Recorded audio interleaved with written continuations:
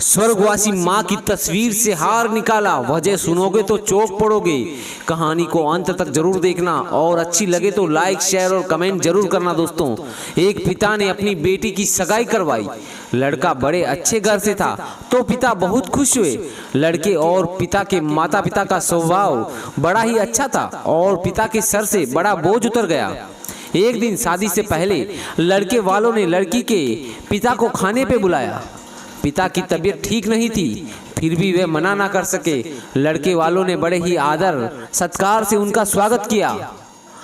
फिर लड़की के पिता के लिए चाय आई। शुगर की वजह से लड़की के पिता को चीनी वाली चाय के लिए दूर रहने के लिए कहा गया था, लेकिन लड़की के होने वाली सास ससुर के घर गए थे तो चुपचाप चाय हाथ में ले ली। चाय की पहली चुस्की लेते ही वो चौंक गए।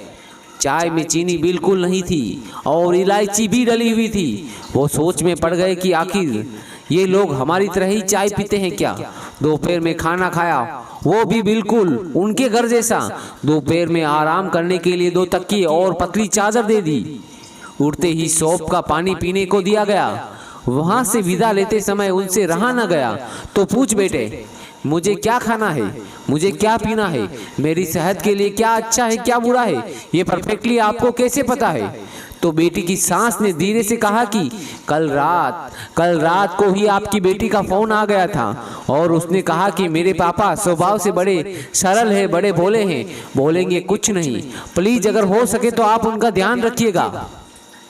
पिता की आंखों में वही पानी आ गया था। लड़की के पिता जब अपने घर पहुंचे तो घर के हॉल में लगी अपनी स्वर्गवासी माँ की फोटो से हार निकाल दिया।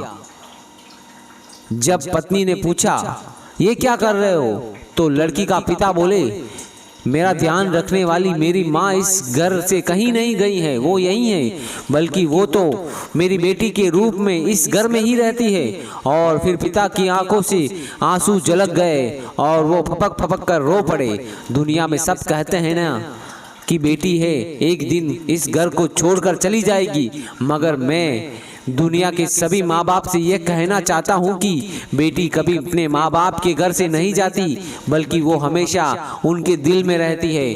दुनिया की सभी बेटियों को मेरा सादर प्रणाम। अगर आपको कहानी अच्छी लगी हो तो प्लीज़ शेयर करें, कमेंट करें और लाइक करना बिल्कुल भी ना भूलें। धन्यवाद।